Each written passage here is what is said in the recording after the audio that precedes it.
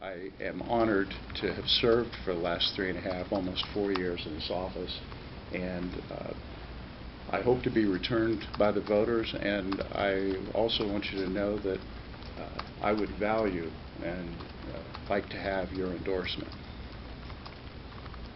Are you confident that you did and have done to date everything you could have done or could do to check Jobs Ohio's books? Yes. Is there anything else you can do on that front? What do you do going forward with Jobs Ohio? Is it totally hands-off? Well, not exactly. The law that was passed that circumscribed the auditor's authority did provide for the first time a requirement that the private auditor must do a controls and compliance audit, which was the thing that we did the 1 year we were able to do it. That had not previously been in the law, and the law provides that the scope of that work, the program, is to be developed by my office in conjunction with the private auditor. We have only recently concluded our first version of that, and the work is underway. So we will see how that goes.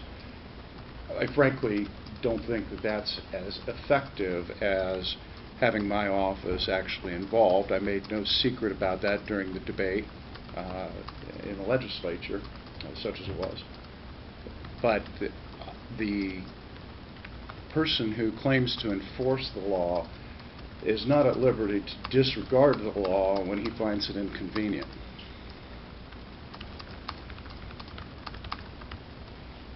One of the things What's that mean exactly? You're referring to Representative Carney's statement that he would push for further audits of Jobs Ohio. Is that what you're getting at? I'm referring to my opponent's statement that he has proposed a bill that would change the Senate Bill 66, which is the appropriate thing to do, is to propose to amend. However, he made this comment that an aggressive auditor doesn't need to change the law. And I beg to differ.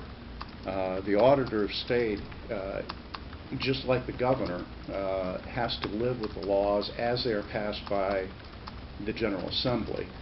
To ignore the law or to pretend it doesn't exist is lawlessness.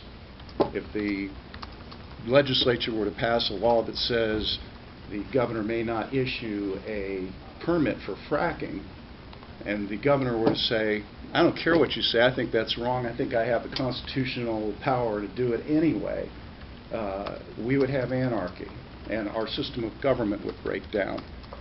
What my opponent is suggesting is extraordinarily dangerous for our system of government. And are you proposing a change in the law, or I'm trying to piece it all together? I don't have a proposal right now. The law was changed in the current session of the General Assembly. It's inappropriate to argue that something that the General Assembly did in this session needs to be changed again in this session. But I have not changed my opinion, which is that the Auditor of State should audit public money, and public money is what is funding, in my opinion, Jobs Ohio. Let me just clarify this point one moment. The General Assembly passed basically a definitional rule that said the money proceeding from the liquor profits bond deal is not public money. So they defined it and said it's not public money. And reminds me of a story about Abraham Lincoln, who was trying a case in Illinois and examining a particularly slippery witness. And he said, tell me, sir, how many legs does a horse have? The guy says, well, everybody knows that a horse has 4 legs. And Lincoln said, yes, but if we call the tail a leg, then how many legs does a horse have? The witness said, well, I suppose if you call a tail a leg, then it has 5 legs. Lincoln turned to the jury and said, no, sir, everybody knows that a horse has 4 legs. It doesn't matter what you call it. The essential nature of the thing hasn't changed, in my humble opinion. well, what can your office do to change that at this point? If you want, your office wants to be able to audit or to produce reports or do anything with the Jobs Ohio money. What can you do about that at this point?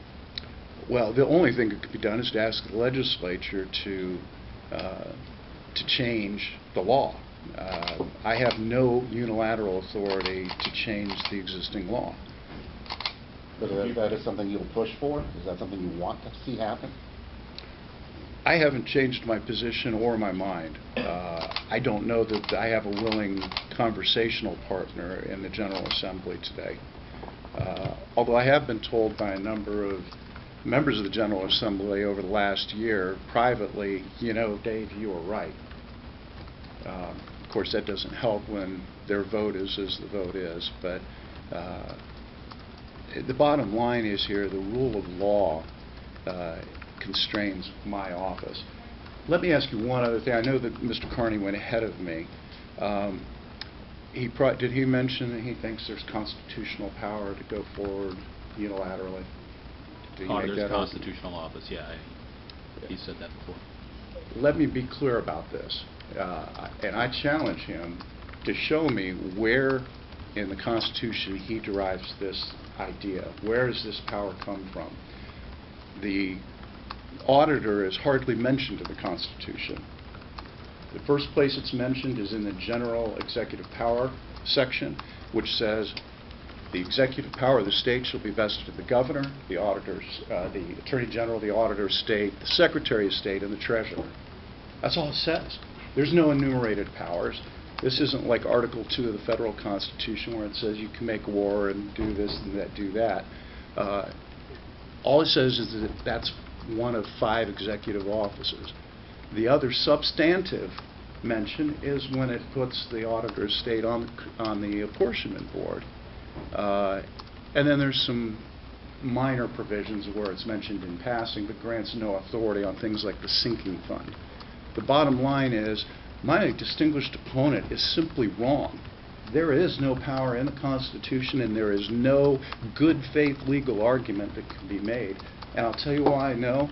I looked at it. I researched it. I had my team research it because I wanted to know what I could do to uphold my oath to the people. And I concluded that what I needed to do was to follow the law. Going back to the performance audits, I'm sure we'll get back to Jobs Ohio